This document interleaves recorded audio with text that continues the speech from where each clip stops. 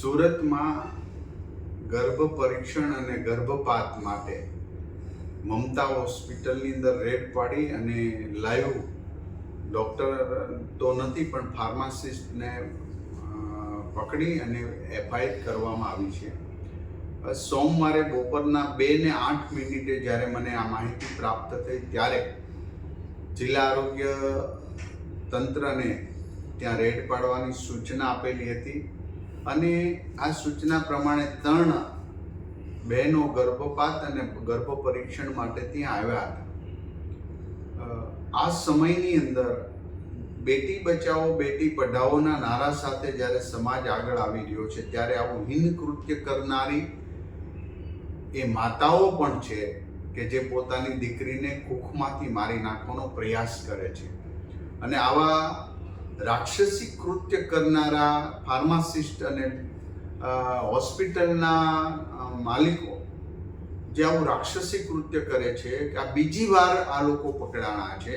પહેલી વાર સિવાય હોસ્પિટલ નામ કરી ધારણ કરી અને નામદાર કોર્ટમાંથી સ્ટે વગેરે લઈ અને હોસ્પિટલ બંધ કરીને બીજી મમતા હોસ્પિટલના નામથી જ્યારે આ ચલાવતા હતા ત્યારે એમના ઉપર એક્શન લેવામાં આવ્યા છે, એમની પર એફઆઈઆર કરવામાં આવી છે અને જિલ્લા આરોગ્ય તંત્રએ ઘોર બેદરકારી રાખી છે. કારણ કે ઘણા સમયથી રોજના 2 થી 5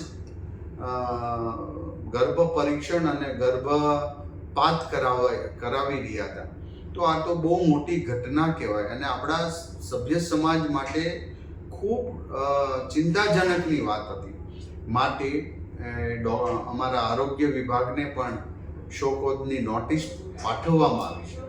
ગુજરાતની અંદર કોઈ પણ ખૂણા પર અમને બાતમી કે આ માહિતી મળશે અને પછી ત્યાં જો ભેળસેળ થતી છે, ગર્ભ પરીક્ષણ થતું છે, ગર્ભપાત થતો હશે કે બનાવટી ખાવાની પ્રોડક્ટ થતી છે તો જે તે અધિકારીએ જ ભોગવવું પડશે. એ વિસ્તારના ફૂડ ઇન્સ્પેક્ટર હોય કે આરોગ્ય અધિકારી એમની જવાબદારીમાં આવશે. તો આજે અમે એ જિલ્લા આરોગ્ય અધિકારીને પણ શોકોદની નોટિસ આપી એમની પાસે ખુલાસો માંગવા. તમે શું કરતા હતા? તમને જે જવાબદારી આપી છે તમે શું કરતા હતા? જ્યારે ગુજરાતના મંત્રી પાસે જવાબદારી આવે ને પછી તમે એક્શન લો છો, આ પણ કોઈક શંકા ઉપજાવે એવી વાતો છે.